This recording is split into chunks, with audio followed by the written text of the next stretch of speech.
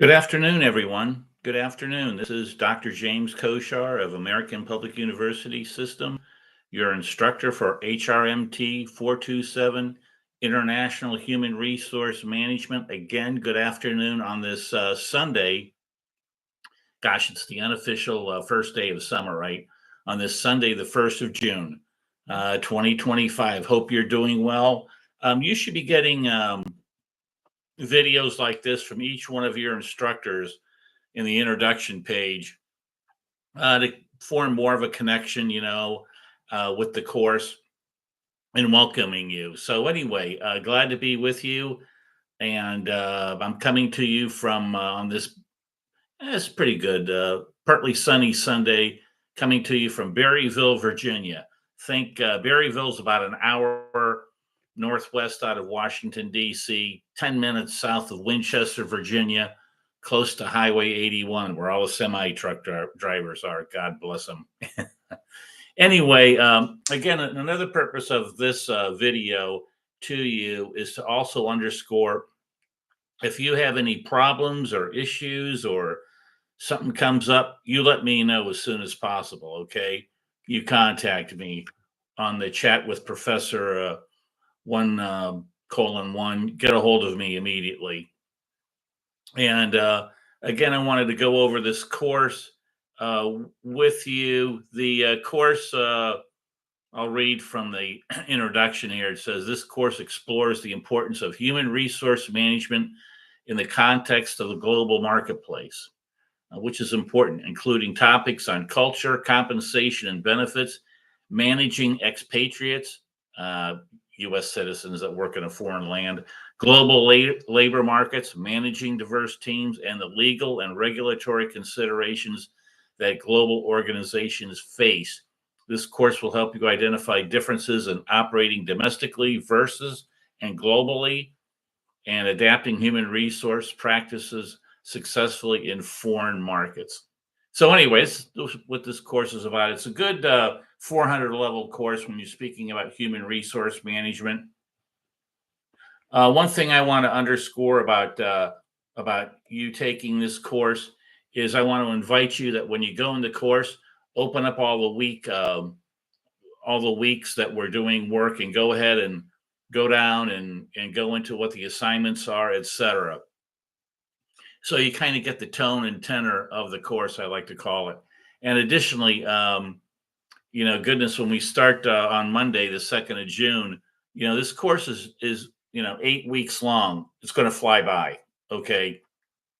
I have found that during the summertime, when the days are longer and the nights are shorter, as they say, time seems to fly by more quickly, right? Than versus the late fall or the winter time.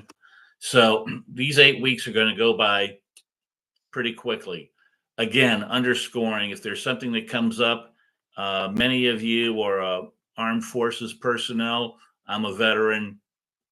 You might have your schedule moved around a little bit because of duty and stuff like that. It's okay. Do what you got to do. Just let me know. Just keep me informed. But again, I want to invite you to go through the course. Um, open up all the panels so you get to know what we're doing, get familiar with it. Again, the tone and tenor of the course. Now, for this week, I want to talk about two things in the discussion post. And this week, I'll go ahead and say you got kind of a gimme week. For discussion posts, you need to post an initial discussion and then respond to two other classmates.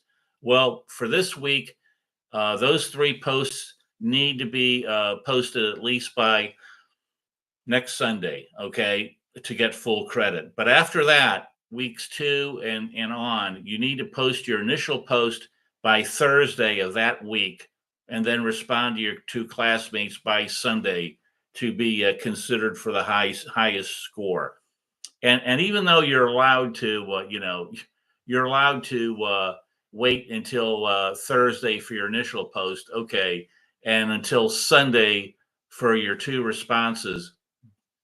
You don't want to put a post at 10:30 at night on Sunday asking your classmates a question. Probably no one's going to get to it. It's 10:30 at night on a Sunday.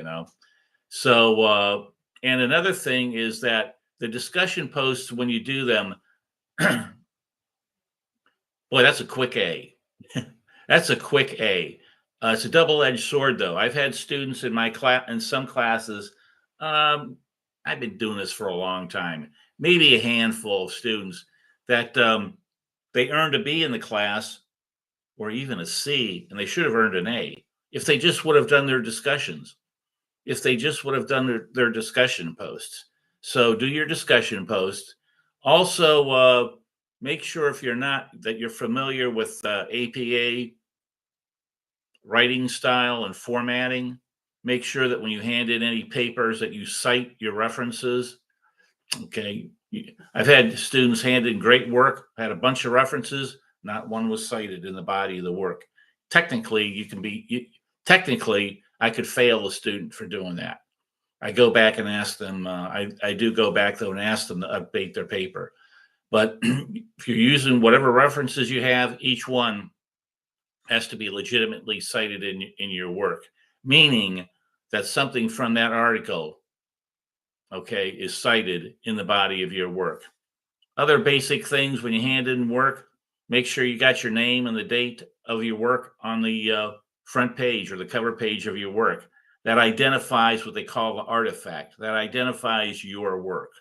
So put your name and the date on the work. Make sure you follow APA formatting standards. If you don't, get familiar with it by going to OWL Purdue on the website. If you Google that, and our other resources that we have with the university. I can't think of too much else here, except then again, I'm making this recording from Berryville, where my wife Dawn and I and our little Pomeranian Roscoe uh, live. And I want to wish you a good week coming up here. I'll catch up with you later this week when we start. And again, I can't underscore it enough. I know I've said it like 3 times, but if any issues, any concerns, any complaints, any problems, you're not bothering me. You got a hold of me immediately. Okay. If you don't, I don't know. If you don't, I don't know. And I want to know. I want everyone to take care. I hope you're in areas where the weather's getting better.